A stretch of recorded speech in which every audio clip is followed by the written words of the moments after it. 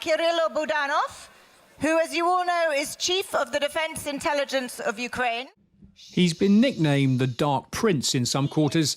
Lieutenant General Kyrylo Budanov's unsmiling demeanour has turned him into something of a hero for Ukrainians, a symbol of their defiance and cunning against overwhelming odds. Addressing the 20th Yalta European Strategy meeting in Kyiv, Ukraine's spy chief told the audience that Russia was facing a critical 12 months. Its defence industries were overheating, he said, trying to keep up with demand. Russia's economy was also faltering, and operations like Ukraine's strike into Kursk were having an effect on the psyche of the Russian population.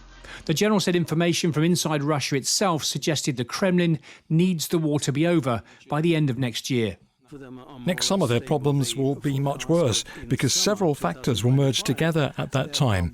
Financial problems, a lack of recruits that they can draft, and they'll either have to announce mobilisation or bring down the level of intensity of their military actions, which will be very critical for them.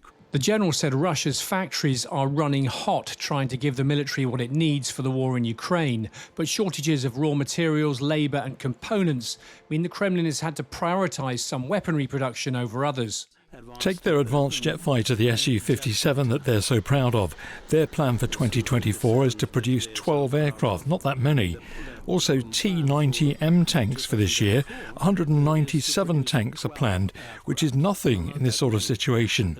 As regards striking capabilities, they've made much more progress. Missiles, for instance, like the Iskander, they focus their attention on them and they're massively using them. The general said Russia is exhausting its stockpiles of Soviet-era weaponry and is increasingly reliant on imported munitions, with one supplier in particular propping up the Russian military.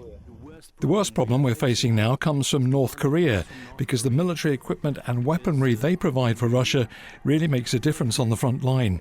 We've noticed that as soon as North Korea shipments come to Russia, about 7 to 9 days later, hostilities intensify for a couple of weeks at a minimum.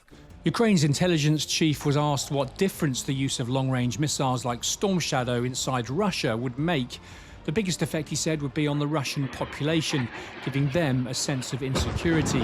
And he dismissed as fantasy any idea that Vladimir Putin might retaliate by arming rogue groups around the world, including in the Middle East. How can he help? We're in a situation when he's asking for help himself. What sort of assistance can he give? A SWAT team? 50 man-pads? What else? Everything they have in the Russian army, they use here. It goes straight from the factory to the battlefield. Whatever they have spare, they sell. But they can't do anything until the war ends here in Ukraine. The margin between 2020 and 2026 is some sort of margin for them. They want to finish it by then. Asked about the future, the general said he expected drones and robots to start playing a much bigger part in the war. And while most Russian servicemen had signed up purely for money, he said Ukrainians were different, fighting for their homeland and their future. Simon Newton, BFBS Forces News. Thanks for watching. For more from Forces News, like and subscribe to our channel.